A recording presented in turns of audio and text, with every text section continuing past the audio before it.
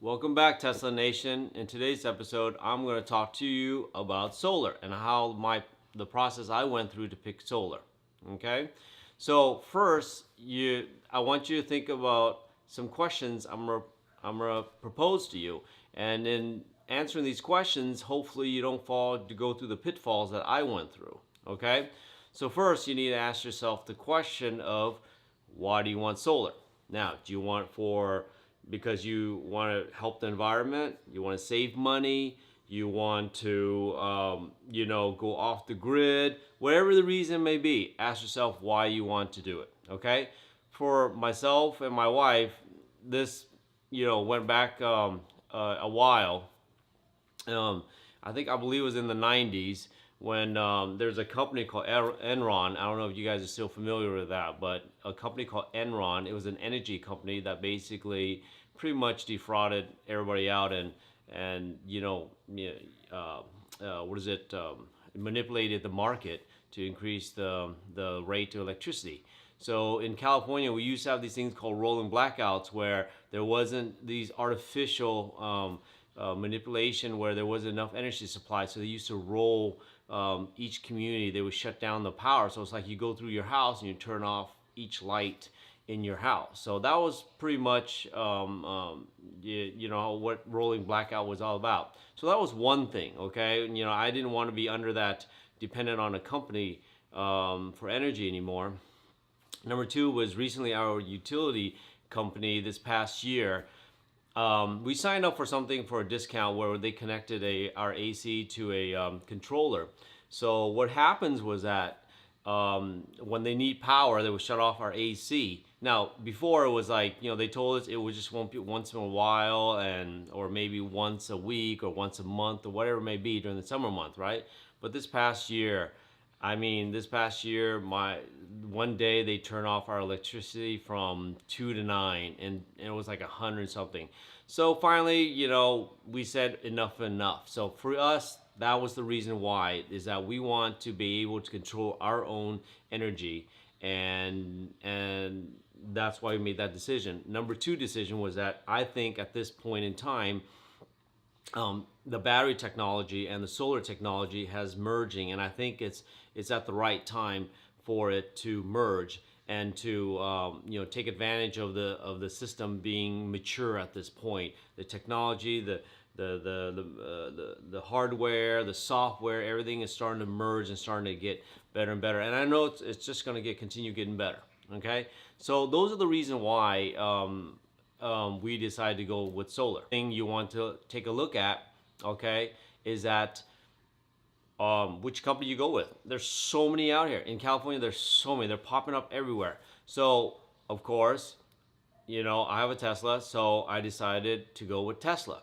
And here's the reason: not just because I own a Tesla car, but I think Tesla, and since they acquired Solar City, which was always Elon Musk's other company, right? So he always had his hand in it. So you knew the technology was going to be good. So I think when he bought the company, he merged it together, merged the technology together and the hardware and all that stuff. I think this was a marriage made in heaven for solar technology.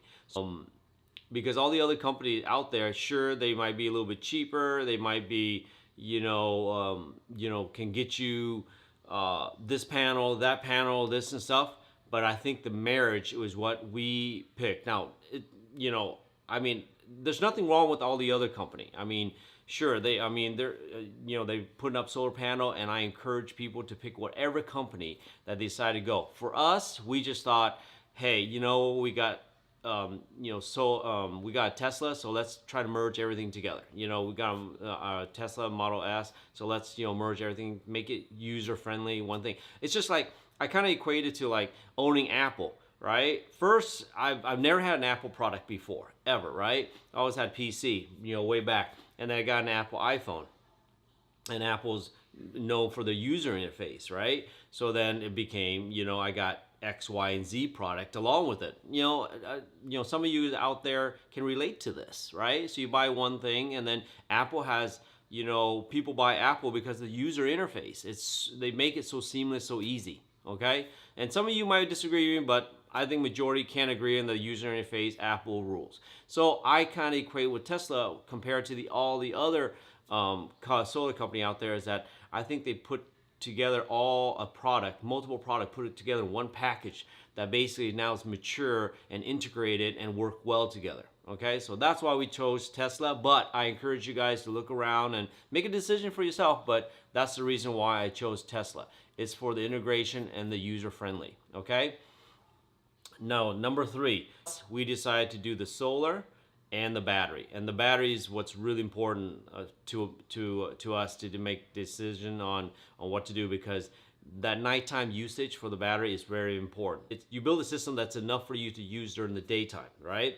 And the battery stores all the excess while the rest goes to the grid, okay, so that you can buy it later for the backup. Okay, now how I design, now that we made the decision I'm going to get the solar and the battery, the next step you need to think is how you can design the system. Okay, I designed the system to basically everything in my house to run off of the battery. Okay, so how it works is that all your outlet, your charger at home for your car, the oven, the AC, all the high powered appliance, everything in the house is wired to the battery. So what it is the sun comes up, the solar is going to absorb the sun, creates energy, and the energy is going to go to the solar, goes into the battery, okay, and then everything draws out from the battery. Now, how it works is also when I talk to the engineer and the technician and the in between people, all these people, I got all their knowledge. How it works is that the house basically draws the energy from the battery, okay, and how they, once they put it all together, then I can walk you through it a little bit better. So basically how they wired everything is that during the daytime, my house is going to be run by the solar. At nighttime, and during the day, we'll just go back. During the day, it's run on solar. Now, for any chance that if you turn on everything in your house, you're charging your car, the oven, you're working on you're turning on the oven to cook, you do the dry and all that stuff, and then it's just too much, then basically the battery would supplement the solar panels. Okay, so to supplement the solar panel, and then the grid would ultimately be your backup. Okay, so this is, as in California, this is much of going off the grid as you can.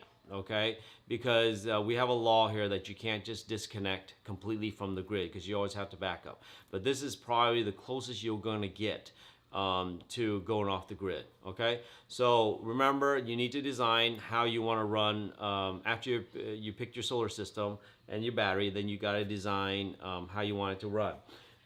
So to recap, basically I'm running everything off my battery and the solar. Okay, so the solar panel. So that's the design. Now, to do that, okay, unfortunately, here's the bad part. To do that, you need to have two battery Powerwall. Okay, you need to have two Powerwall. And for those of you who, when I say battery, I mean Powerwall, because I'm purchasing Tesla. Okay, so when you need two batteries in order to run all that at one time, because it needs the capacity to run that if you turn everything on. Okay, so in order for you to run the system like how I just told you about my design, I needed two batteries. So you talk to the people at Tesla, and they'll help you design that. Okay, and that leads me into the next point number 3 is, once you decide to go with Tesla or any other company, you need to sit down with their engineer and sit down with their technician or the go-between person, the coordinator, whoever, the project manager, whoever it is, and you tell them what you want. Okay, I want my system to be run all off the batteries, and so the grid off the battery and the solar, so the grid would be basically backup. Now, here's a little hint that some solar company might sell you, and you have to think about this. Okay, is that they'll tell you like, oh yeah, you'll be off the grid. We'll just run because the AC and the oven is high usage or high amperage device, then we need to run it to the grid. But then during the daytime, you'll sell that and then you buy at night. But remember, to the point I told you before, is that you're gonna sell the solar at the energy. You're gonna sell the energy you capture at a very low price and buy at a high price. So I mean, that doesn't make sense to me. You know what I'm saying? So be careful when they say, oh yeah, we'll set up where everything in your house, all the outlet stuff connected to the battery, right? And then connect to the battery, and then just a high power is going to still be connected to the grid. To me, that's still not going off the grid. And my primary goal, my wife, is to basically not be dependent on anybody. We want to be self-sufficient. If that happens, if the power goes down for whatever reason, that we can be sustaining our own self and not worry about where we're getting the energy. You know what I'm saying? So make sure that if you're gonna design a system that basically runs everything off the battery, then you need to talk to them saying, hey, I don't want anything run direct to the grid. And it's possible. I mean, I had to go back and forth, talking to the engineer. Is it possible? Is it not possible? Let's ask them. Let's put the permit. And also, you have to take into account your city. Your city might have rules and regulation and might not allow it, but luckily in my area they allow it. So I'm running everything off of the battery. Okay, so think about that. Okay, so after you talk to the designer and say, okay, it's possible. The next step is basically trying to get your city to sign off on a lot of these permits. Okay. That was probably the toughest part and the longest wait for my solar to be set up. Now they haven't been installed yet, so I'm just waiting for it. But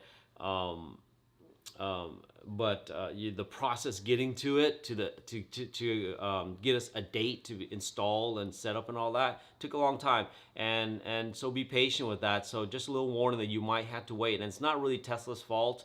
Or Solar City's fault if you still have Solar City in your area, but it's really not Tesla's fault because it's the city. It's new technology, so they have to double check everything, and not to their fault. Remember, these inspectors and these guys who sign off on the building permits and all that stuff. They're there to protect you, okay? So they're not even the bad guy. Nobody's really a bad guy in this whole process. I think it's the delays and the delays and all the time and patient waiting and stuff is really not anybody's fault. I think this is just new technology, emerging technology. Everybody want to double check, cross their T's, dot their I's to make sure that there's nothing wrong. And so the inspector out there, they might say, hey, you know what, we're not signing off on this yet. You guys need to tweak this and change that. And the great thing about Tesla is they handle all that. And, I mean, as frustrating as some of the process I went through because of the time delay, because I when you sign something, you're like, oh man, I wanted one right away, like you're a kid in the candy store, right? But these are new technologies, so the advice I give you guys is that be patient. You are going to be waiting from the time you sign the contract to when they actually get a date for you, because in between that they have to tweak things around because the city inspectors might not agree with how it's designed. So work with them. They're going to work with the inspector. Okay, so remember, there's no bad guys in this. Everybody's here to get you the best product and to be the safest, because remember, you don't want any shoddy work and then something some inspector didn't double check this and that, and then your house catch on fire. Okay, so basically just be patient. I mean, I had to learn patient, and I'm like the worst guy about patient. Okay, but I had to learn about patient. So remember, there will be a wait, so just be patient. Okay, now when you got to all the steps and where they got to the design and they're signing off on design, they'll send out a pre-inspection. Tesla will send out their own guy pre-inspection. It's like a project manager. Actually, the guy came out. I asked him, like, what's his role in this. He's like, I'm a project manager. I'm coming out, and make sure we talk through this and make sure that this is what you want. This is how you want it set up. He has all the plans, all the specs, all the stuff with him, and so he'll walk you through it, and then he'll make some suggestion. Like in my case, I originally wanted the battery to be put outside, right? And then he's all like, "No, Mike, I suggest you put the battery on the inside." And I said, "If you have the space, put it on the inside." And in my garage, I do have the space. And I said, "Why? Why do I need to put it?" And then he's all here. He told me, he's like, "Hey, you have a Model S, right? So when you're in the cold, the battery, even though in California we don't get too cold, but we still do get cold, and the car will." My car will show that it's cold, and it does take the energy to warm up the battery. And that's the same concept, right? He said it's the same concept. You put it outside, they have to warm up the battery, use up more juice. So if you can, put it on the inside, put the battery on the inside. And that's what I did. I took his suggestion. This project manager will go through everything step. I mean, he got some great suggestion. I mean, be it with the battery. The other thing he also suggests is putting on something called a soft start on my AC. Now, before I decided to do this whole solar thing, I also thought about my AC. My AC was getting kind of old. It wasn't broken, but it was getting kind of old, and it's one of those old units where it took a lot of juice, right?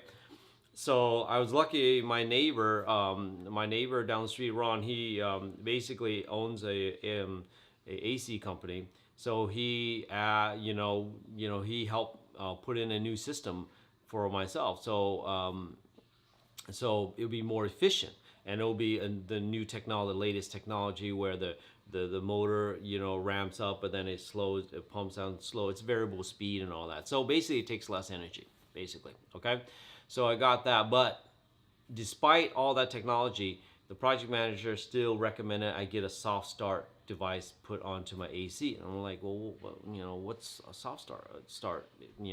I thought you turn it on and it works, and then it it takes out whatever amount of energy. He said, no, that's not how AC works. And he went through the explaining that when you turn the AC, it kicks in.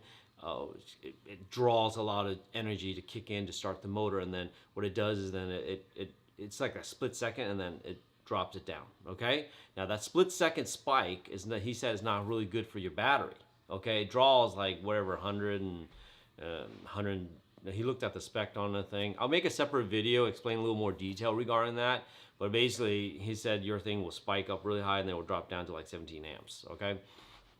So anyway, he asked me, this is a technology that we use in Australia. It works, but they just haven't installed too many here in this area, right? I mean, he knows it works, but they haven't installed too many. So they want to install that in with my for my AC for my system. The reason why, it goes back to how I designed the system, and that is running everything off the battery. So when you have this huge draw, it basically tells the battery, hey, you're drawing too much, and one of two things will happen. Either you're gonna ruin your battery. Okay, he said either you're gonna ruin your battery, the longevity of the battery will decrease. Okay, so I mean that's on paper that's what it says, and he said he doesn't recommend we draw that much that quick. So the other thing too is that potentially it can shut down the battery, because the battery's really smart. It's controlled by all the system. That if there's a huge draw like that for long periods of time, the battery will shut itself down. Okay, and so you don't want to go through the reboot and all this stuff, right? So I recommend a soft start. I'm like, okay, sounds reasonable to me. It's new technology. I got whatever that day came out explained to me, and Andrew, the project manager, came out. I mean, he's a great guy, great project manager for Tesla out here, and he came out and talked me through the whole step. And he told me where the solar panel was going to install, how the line was going to run, and he even, we talked about where I want my charger to be run too. So we went through everything, every aspect of it, checklist, everything. Okay, we talked about this, we talked about that. The panel upgrade, I needed a new panel upgrade because my panel, all the switches were all taken off, and it's the same panel, but all the switches were taken. They need some extra breakers to put in and all that stuff. So they upgraded me to a panel upgrade for free. Thank you very much, Tesla. So they did, they rolled that in and gave part of my package deal there. So they gave me the panel upgrade. So once you get the project manager, that's where we're at this point. We're waiting for all the you've got the dates, waiting for line everything up, the inspectors and all that stuff. So remember, once you get all this stuff, just be patient, okay? So hopefully you find this video informative. I went through each one of those steps. Think about all those things you find informative. Think about it. Write down all the stuff on a piece of paper, and write down all the steps, and also all the suggestion I made. Okay, there's some thinking here, and also don't just take my word for it. Go out and find people who have solar and stuff, and ask them how they went through. I think a lot of people will tell you, like I've talked to before all this process. Went through this process. I'm one of those guys who like to do a lot of research. So I talked to a lot of people and stuff, and I think one of the biggest pitfall, okay, of people, like some of the people that I talk to don't like solar after they got it, and they're like, well, I'm still paying the electricity company and stuff like that. And after talking to them, the common thing that I found that they didn't have was the battery, the usage night, because they're still using it. Remember, you're selling to them at a lower price and buying it back at a higher price. So they're still paying. So they're like, well, we're still paying the electricity company, blah, blah, blah, and so on, right? So the common thing I found with all those guys is they didn't have a battery. So I think with my design, hopefully, I mean, it's still, everything I'm telling you is still on paper, but I'm hoping that'll offset that question regarding that. Okay, so in future videos, I'll let you know how that works out. Okay, so anyway, think about it, talk to people, do your homework, do your research, and make if you're really into solar, make that decision. Okay, now if you guys are gonna get solar, okay, if you guys are gonna get solar and you guys are gonna in the market choose a Tesla anyway, down below in the description I'm gonna leave my my referral code, and what you're gonna do is you click on the referral code, and then you gonna go to a link and you just click on the page, and then you just scroll on over to the solar panel, and then you just put down that you want a consultation. Okay, you're gonna click on the consultation, fill out your name and all that stuff, and then they'll send it to a person, to a Tesla person will come out, a salesman will come out and give you a consultation. Now here's the thing, if you guys are in the Southern California area, right, I had a gentleman by the name of Julious Bush, and I'll put his name in the link too. Great guy. I mean, he helped me out through the whole process, helped me design. He understood what I wanted and helped me design this and work with all the technicians and all that stuff and the engineer and stuff to design this. So if you guys are in the market for solar and you're choosing Tesla because you work for Tesla, when you click on that link in the comment section, just put down you want to work with Julius Bush. I mean, he, like he says, he's very informative, nice guy. He will walk you through his steps. So, give him a try. He sat down and just went through the possibilities, how I want it, how to design it, all that. So, and went through the costs and all that stuff. And he was very knowledgeable, informative, and very patient and stuff. Just, I hope you guys pick Tesla. I mean, I just think so far the experience I have, despite going through all that frustration of waiting and getting getting the project delayed and stuff, it wasn't really Tesla. It was just the whole thing. Remember, this is a new emerging product. Okay, so despite all that, I mean, at a whole, so far up until this point, so far I can tell you it's been a pleasure working with those guys. I mean, they're really, really nice. Some days they just sat there and listened to my frustration of how everything's delayed. I was worried about the whole not getting in time, a certain period of time, we're not hitting our dates and stuff. And like I said, it's not to their fault. I mean, not to anybody's fault. I think this whole process, all this stuff was, to make everything safe for it. And then maybe in your area, your utility company and your building code inspector, you guys might not have any problem because they might be familiar with the product. I just live in a new city, so I mean, my city is fairly new, so a lot of the people don't even know the technology. So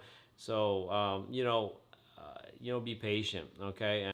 Once again, this is Michael. Thanks for watching my YouTube channel. Please, if you like what I'm doing here and giving you the information, like I said, I'm new at this.